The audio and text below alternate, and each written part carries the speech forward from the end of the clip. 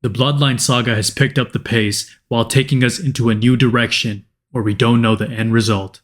This is AM Talks WWE, and let's talk Friday Night Smackdown. The Heroes Championship parade continues with the energy from Monday Night Raw carrying over to this edition of Friday Night Smackdown.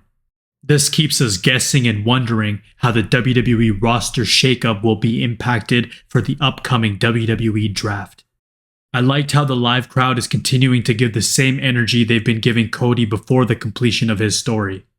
The crowd that is not live needs to understand that the WWE is in a floating period before the upcoming draft. These new WWE champions deserve the congrats and admiration from the fans.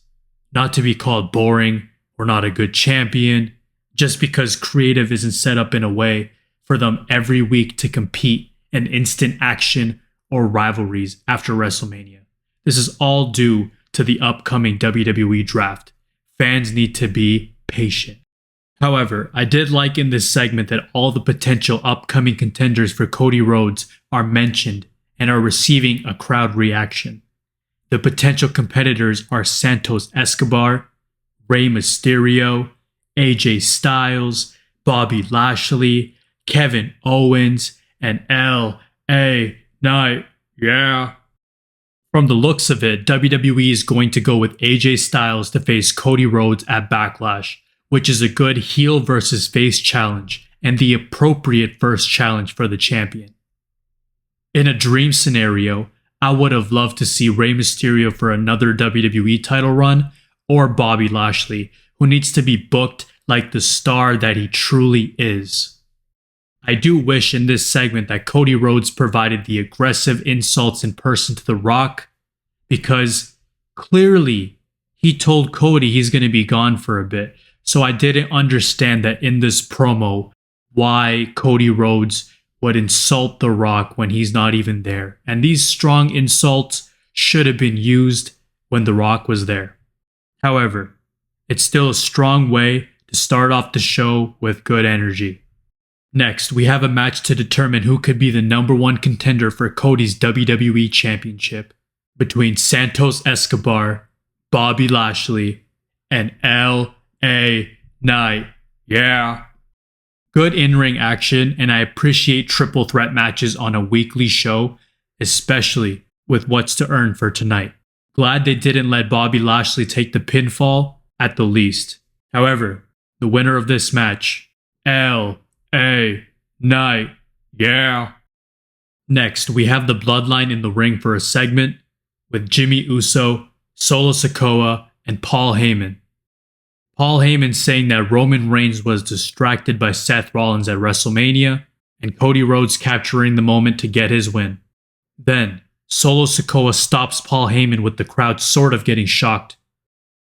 Solo says that there should be consequences to losing, even though he's been losing a lot of matches, and because of that, it has reduced his credibility.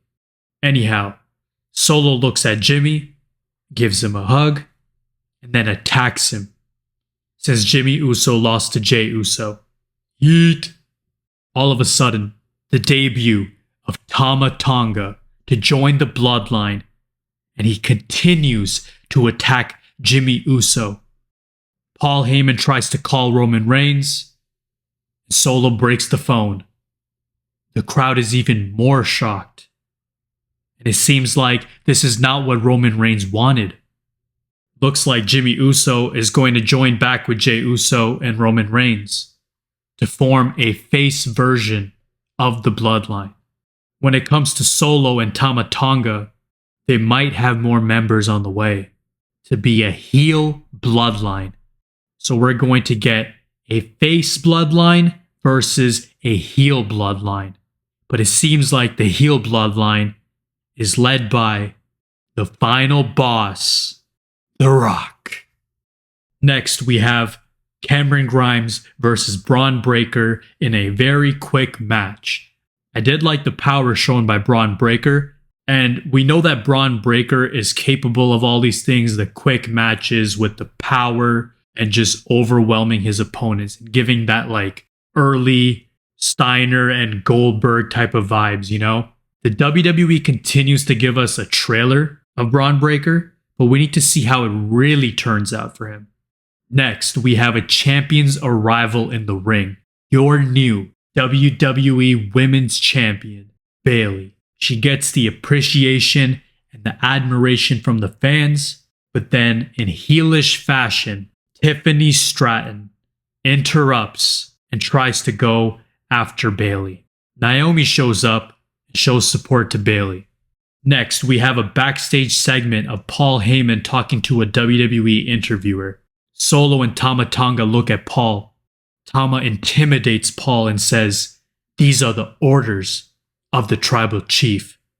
Even though Paul Heyman says Roman Reigns didn't want any of this.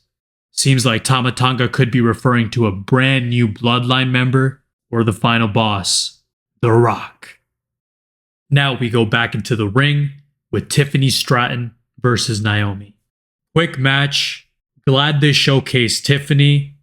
Tiffany has good in-ring work, and her character work is top-notch as a heel. She's definitely championship material. In terms of the result and the finish of the match, it was nothing special. Naomi does the most devastating move in sports entertainment and professional wrestling with a roll-up victory. Next, we have Austin Theory and Grayson Waller bragging about being the new WWE Tag Team Champions. And Street Profits, along with the New Catch Republic, are watching this backstage with Smackdown GM Nick Aldis, where Aldis says he will find the challengers for next week. We also have another video package of Logan Paul bragging how he defeated Randy Orton and Kevin Owens. Cool for Logan Paul because we know that Randy Orton is coming back with Venom. I don't love the video packages. I understand it's quick, but it would be more effective live and connecting with the fans or getting heat. Next, we have Chelsea Green and Piper Niven versus Jade Cargill and Bianca Belair. Quick match with establishing the new tag team of Jade and Bianca. Jade Cargill hits the quick finisher. Your winners are Jade Cargill and Bianca Belair. I don't see a tag team in this division that could beat them. Next, we have the final triple threat match to determine Cody's potential challenger for the WWE Championship between Rey Mysterio, Kevin Owens, and AJ Styles. Again, great in-ring action with triple threat matches never disappointing. Didn't get the dream-winning scenario of Rey Mysterio, but there's an overlay of stories when it comes to LA Knight and AJ Styles competing for higher stakes. And your winner of this match, AJ Styles. This sets up the number one contender match between AJ Styles versus LA Knight. Yeah. The entire aftermath of WrestleMania 40 has been really good energy, celebrating everybody, and it's been fun for the wrestlers and for the fans. This SmackDown had good match structure with stakes to look forward to. The Bloodline saga making a big left turn is going to be very interesting. This is AM Talks WWE, and to me, that was the highlight of this edition of Friday Night SmackDown. Thanks for tuning in.